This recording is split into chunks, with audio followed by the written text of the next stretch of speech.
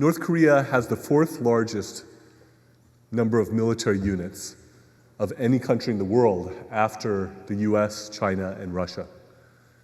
Now, it's not the most high-tech weapons. They have old MiG planes and old tanks and some old weaponry.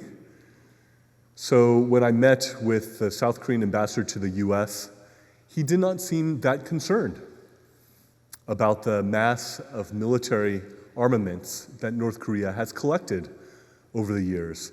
In fact, if North Korea did a major military provocation, he said he would actually see it as an opportunity for South Korea, an opportunity to reunify the peninsula. This is the first time I've heard this from a South Korean official. South Korea, in turn, has increased its military preparedness, and the South Korean ambassador sounded rather confident in the preparedness of South Korea. While there is much focus on the security crisis related to North Korea, the 70-something missile launches, the satellite, and the many provocations that North Korea has engaged in, it is important, underlying that, to understand the overarching goals of North Korea and the underlying approach of North Korea. North Korea has three primary goals. One, to promote positive sentiment in South Korea towards North Korea. Those of you who are not familiar with Korea might be surprised to hear that many in the younger and middle-aged generations have been effectively reached with this propaganda. Number two, they want to get the US uncommitted to defend South Korea and to divide the South Korea and US alliance.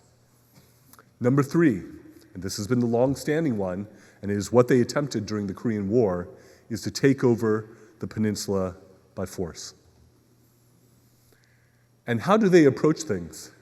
They use a five-fold pattern where they precipitate a crisis, get to the negotiation table who they want, negotiate benefits, swallow those benefits, break the agreement, rinse and recycle.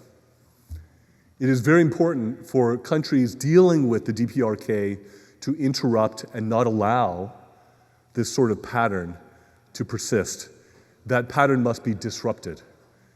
And I don't say this in general in terms of diplomacy, but there's a need for coercive diplomacy in regards to North Korea because they operate on the basis of force and they don't understand things other than force, which is why Kim Jong-un despised the weakness of President Moon, and he respected the strength of President Trump in the last administration. Let me pivot at this point, though, to justice and human rights issues. Without justice, there cannot be a deep and lasting peace on the peninsula. Chairperson Annie Chan correctly noted that North Korea does not uphold a single right in the UN Declaration of Human Rights. For that matter, they don't uphold a single right in their own constitutions, which are not worth the paper that they are printed on, because they do not follow them. Therefore, I coined a new term to describe this state in North Korea. I coined the term rightlessness, because it is a country where no right of the people is upheld and protected by its own government. It is a state of rightlessness. What sort of rights are violated? One of the most profound expressions of this rightlessness are the concentration camps in North Korea, which are often hidden between mountains and in out-of-the-way sorts of places. When satellite imagery is used to confront the North Korean government, they claim these are merely farming villages. They are not. They are concentration camps. Think Hitler, think Mao, think the gulags of Stalin. These are the sorts of concentration camps that we are talking about. And worse than those, because Kim Il-sung instituted the policy of 3 generations of anti-revolutionaries must suffer in these camps. And so you can be born in a total control zone concentration camp in North Korea for no other reason than one of your grandparents was deemed anti-communist revolution.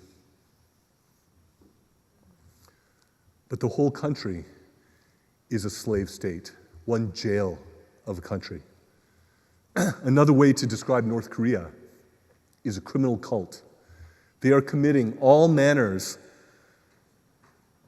of human rights violations and injustices against their own people, against those in other countries at times. And this is something that should not be allowed to continue. When future generations look back on ours and say, what did you do about the most unjust situation on planet Earth, what is going on in North Korea? I do not say that lightly. I'm aware of many situations of mass atrocity crimes around the world. I place the North Korean injustices and the human rights violation #1 in the world. The crimes against humanity, the war crimes, there's never been a peace treaty signed. The genocide that is going on in North Korea must stop. And we have a chance here at this conference to address and consider how to address these North Korean human rights violations. I just came from South Korea, where I met with Minister Kim, the Minister of Unification, and there was also the SAGES group, which is made up of the members of the Commission of Inquiry, all 3 of them, as well as some other leaders in South Korea. And there are some proposals that I put forward on that trip that I'd like to put forward in the upcoming talk that is coming up soon, later in this conference.